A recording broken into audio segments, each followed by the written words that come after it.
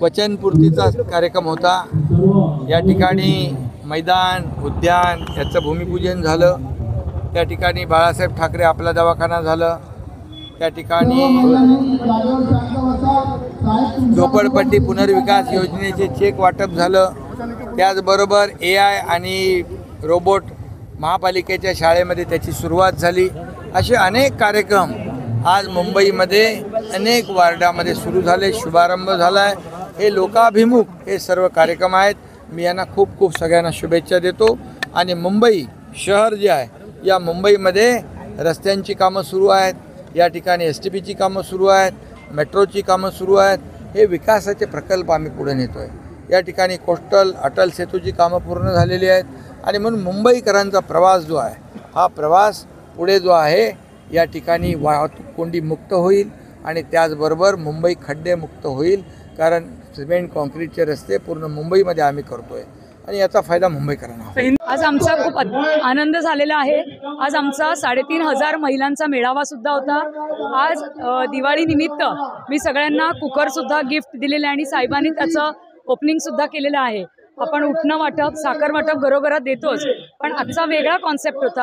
आपल्या लाडक्या बहिणींना ज्यांना आपले पैसे येतात मान एकनाथ शिंदे साहेबांकडून, त्यांचाच मेळावा आपण हा भरलेला होता। आज ज्या महिला 3,500 महिला दिसत आहेत आपल्याला, त्यांना आपण कुकर वाटपचं वाटप होतं। आणि आज स्पेशली म्हणजे हा जो ग्राउंड तुम्हाला दिसतोय, ज्या ग्राउंडमध्ये आपण भूमिपूजन केलेलं आहे, तो सेक्टर नंबर 3चं ग्राउंड, सेक्टर नंबर 4चं ग्राउंड आणि सेक्टर नंबर 7चं ग्राउंड।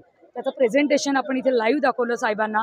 त्याच्यासाठी 5 कोटीचा फंड साहेबांनी आम्हाला दिला होता आणि साहेबांनी एवढंच सांगितलं की ह्याला जेवढा काही फंड लागेल तेवढा आम्ही द्यायला तयार आहोत। आणि त्याचा प्रेझेंटेशनमध्ये खूप सुंदर असं मैदान या ठिकाणी आम्ही इथे बनवणार आहोत आणि त्याचा भूमिपूजन सोहळासुद्धा या ठिकाणी आम्ही आयोजित केला होता। सगळ्या लाडक्या बहिणींच्या माध्यमातून मी साहेबांना एक छानशी राखी इथे बनवून घेतली होती आणि ते राखीचा रक्षाबंधनचा सोहळासुद्धा आम्ही इथे संपन्न केला।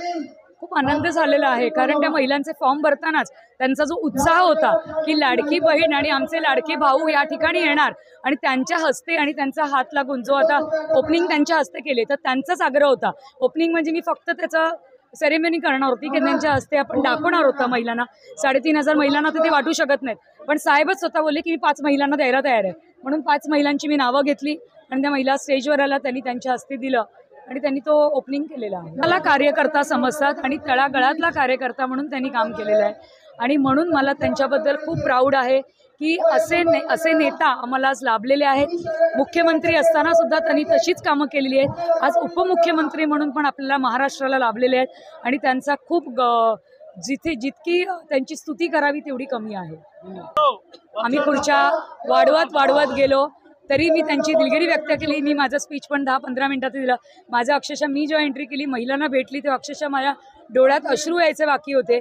एवढ्या महिलांचा उत्साह आणि महिलांचं प्रेम हे माझ्याबद्दलचं त्या ठिकाणी मला आढळून आलं। विपुल जोशी हे बॅकग्राऊंड पाठचे कलाकार आहेत, त्यांचाच पाठिंबा आहे म्हणून माझी ताकद एवढी आहे। एका स्त्रीच्या पाठी पुरुष असतो, तसंच ती ताकद म्हणजे माझे पती विपुल जोशी आहे।